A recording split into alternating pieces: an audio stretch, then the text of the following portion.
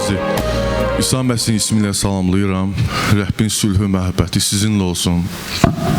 Rəbbin xeyir duası ilə, pastor xeyir duamız, qardaşlar xeyir duamız yəyəm. Mən də sizinlə İsa Məsihin kəlamda çəkdiyi bir məsəl haqqında danışacağım. Ümumiyyətlə, İsa Məsih çox vaxt məsələlərlə danışırdı. Məqsədi o idi ki, Allah'ta olan sirli həqiqətləri sadə insanlara başa salmaq idi. Çünki indi də insanlar var ki, Allahın kəlamını eşidirlər, anlamırlar. Baxmayaq təhsili də olsun belə, anlamırlar. O dövrdə insanlar təhsili demək olar ki, aşağı səviyyədə idi. Ona görə də İsa onların başa düşə biləcək dərəcədə məsələlər çəkirdi. Diqqətli olaq Allahın kəlamına. Çünki bizim həyatımız Allahdan və onun sözündən asılıdır. Kimi müqəddəs kitabla yanındadırsa, zəhmət olmasa, Matta müjdəsi 13-cü fəsil 24-30-cu ayə kimi bir yerdə oxuyaq. İsa onlara başqa bir məsəl də çəkdi. Səmavi padşahlıq tarlasına yaxşı toxum səpmiş bir adama bənzəyir. Adamlar yatanda onun düşməni gəlib buğdaların arasına dəlicə də səpib getdi. Buğda böyüyüb bəhrə verəndə dəlicələr də göründü. Ev sahibinin qulları gəlib belə dedilər: "Ağa, sən tarlana yaxşı toxum səpmədinmi? Bəs bu dəlicə hardan əmələ gəldi?" O isə qullarına dedi: "Bunu düşmən etmişdir." Qullar da ona dedilər: "İstəyirsənmi gedib onları çıxaraq?" O dedi: "Yox, çünki dəlicələri çıxararkən onlarla birgə buğdanı da qopararsınız. Qoy biçinə qədər hər ikisi birlikdə böyüsün. Biçin vaxtı mən biçinçilərə deyəcəyəm, əvvəlcə dəlicələri toplayın və yandırmaq üçün onlardan dərz bağlayın. Buğdanı isə ambarıma toplayın." Amin. Baxmayaraq ki, İsa Məsih sadə məsəl çəkir, yəni onların gündəlik həyatında etdiyi bu tarla məsələsini çəkir, toxum səpən işçi kimi məsəl çəkir. Mən bilirəm, aramızda insanlar var ki, başa düşmürlər. Normaldır, niyə görə deyirəm? Şagirdlər də başa düşməmişdi. Çünki şagirdlər də İsa'ya yaxınlaşıb deyir ki, müəllim, bu dəlicə məsələni bizə izah et. Çünki anlamamışdılar. Ona görə də İsa Məsih onu şagirdlərə izah edir. Mən də öz dilimlə yox, İsa Məsihin dediyi kimi onu oxuyacağım. O zaman İsa xalqdan ayrılıb evə girdi. Şagirdləri onun yanına gəlib dedilər: "Tarladakı dəlicələr məsələni bizə izah et." Cavabında İsa dedi: "Yaxşı toxum səpən bəşər oğludur. Tarla isə dünyadır. Yaxşı toxum padşahlığın övladlarıdır. Dəlicələr isə şər olanın övladlarıdır. Dəlicələri səpmiş olan düşmən iblisdir. Biçin dövrü sonudur və biçincilər mələklərdir. Dəlicələr toplanıb alova yandırdığı kimi bu dövrün sonunda da belə olacaq. Bəşər oğlu mələklərlə göndəriləcək. Onlar da pis yola çəkən bütün şeyləri, qanunsuzluq edənləri onun padşahlığından toplayacaq və onları odlu sobaya atacaqlar. Orada ağlaşma və diş qıcırtısı olacaq. O zaman salihlər özlərinin atasının padşahlığında günəş kimi parlayacaq. Qulağı olan eşitsin. Amin." İsa Məsihdə siz hikmətə baxın. Sadə bir məsəllə sadə insanlara böyük həqiqəti necə aydın edir. Balaca bir məsəllə keçmişdə, yəni yaradılışda nə baş verib və gələcəkdə nə olacağı aydın edilir. Bir balaca misalına. Biz indi yaradılışa da baxacağıq. Amma ondan əvvəl əsas məsəl burada dəlicə və buğdadan gedir. Zəhmət olmasa, Səbinə bazı dəlicə və buğdanı qoyun. Dəlicə ilə buğda bir-birlərinə çox oxşuyur. Yəni, ilk baxışdan onu aydın etmək olmur. Bəzi regionlarda dəlicəni yalançı buğda adlandırılır.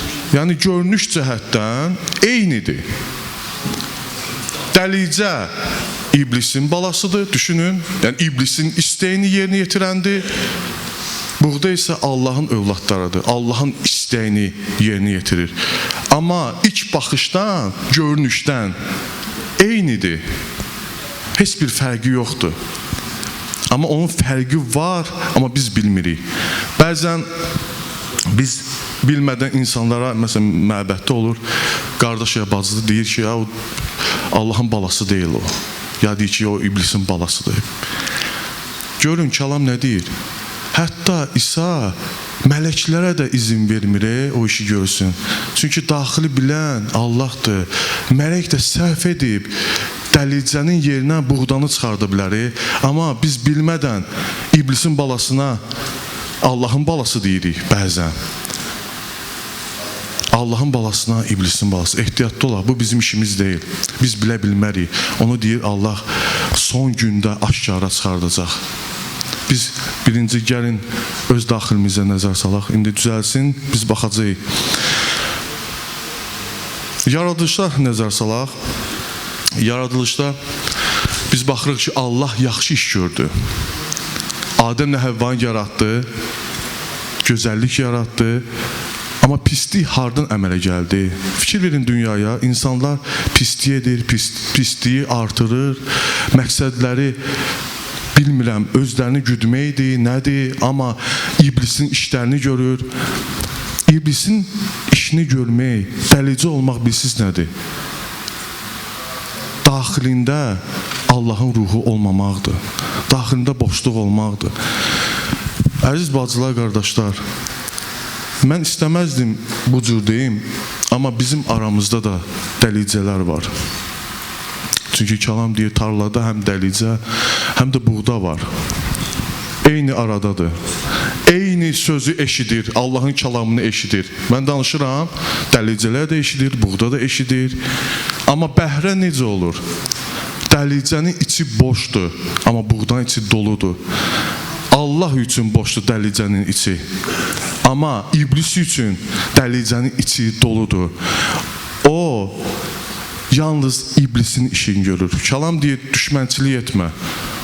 Amma düşmənçiliyində davam edir, dayanmır. Kəlam deyir İbranilər məktubunda, imkan verməyin ki, acı bir kök daxilinizə düşsün, iblisin toxumu daxilinizə düşsün. O böyüsün və başqalarını da toxumu səpsin. Düşünün, imanlı adlanan şəxs iblisin əlində olur bir alət, iblis onun vasitəsilə iş görür. Biz hər dəfə pis iş görəndə düşünün, iblisin iradəsini yerinə yetiririk və iblis izzətlənir. Hər dəfə dayanmırıqsa, davam ediriksə, yaxşılığın düşməni. Ona görə də siz nəzər salın, biri dəlicədir, biri buğdadır. İndi mən sual versəm, səhv salarsınız. Hansı dəlicədir, hansı buğdadır? Onu heç kəs bilmir. İlk baxışdan. Fərq onun daxilindədir, bayaq dediyim kimi.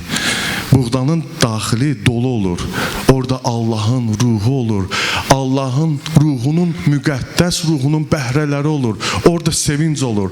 Orada məhəbbət olur. Orada sülh olur. Amma dəlicə sol tərəfdəkidir.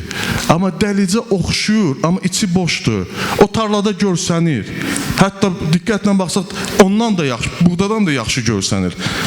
Amma Allaha yararsızdır. Düşünün, məbəddə hamımız eyni o ilahı oxuduq, amma aramızda dəlicə var.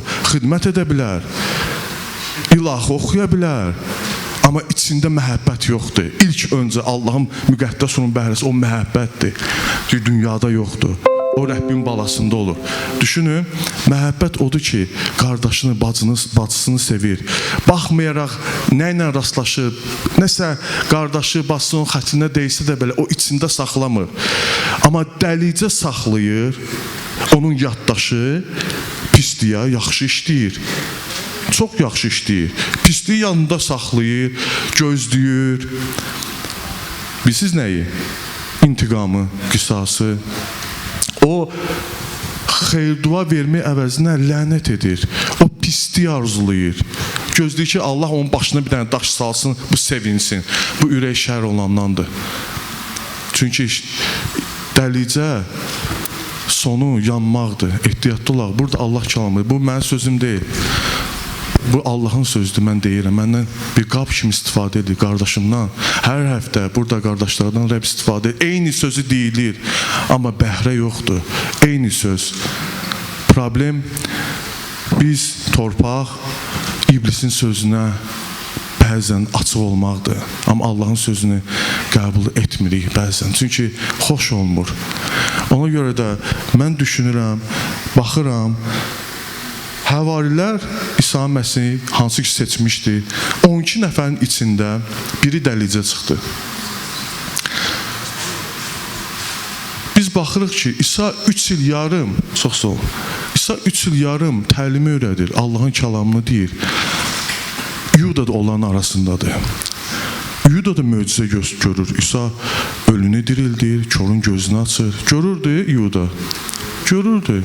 Xəbəri var idi, məhəbbətdən danışırdı İsa, xəbəri var idi. Sizə sual verim, başqa həvarilər İsa deyəndə ki, bir nəfər aravuzda məni satacaq, şübhələnmişdilər Yudadan, heç kəs şübhələnməmişdi. Düşün, heç kəsin ağlına gəlmir, kimdir, daxilində nədir. Amma bir şəxs bilir, o da İsa'dır, hər şeyi bilir. Yaradılışda İblis toxum əkəndə onun bəhrəsini biz görürük. Adəmlə Həvva övladları olur, 2 övladı. Biri Qabil, biri Habil. Qabil şər olandan idi. Habil isə Rəbbin balası idi. Qabil qardaşını öldürməzdən qabaq Allah onunla danışır. Eşidirdi Qabil Allahın sözünü. Biz atdımı nə oldu? Nə iş gördü? Kimin işini gördü? İblisin işini gördü. Düşünün, Allahın sözünü eşitmək o demək deyil, Allahın balası. Hansı addımı atacaq, hansı işi görəcək, İblisin işini görəcək, yoxsa Allahın işini görəcək, bu bizim addımımızdır, bu bizim bəhrəmizdir və bu bizim daxilimizi göstərir. Mən istəyirəm düşünək. Düşünək, bugün biz kimin iradəsini yerinə yetiririk? Baxaq görək, bugün Allahın mı həqiqətən istəyini yerinə yetirir, yoxsa İblisin istəyini yerinə yetirir? Davud Peyğəmbərin Zəburunda Davud Peyğəmbər Allaha yalvarır. Bu sözləridir. Mən də istəyərdim, hər kəs o cür dua etsin.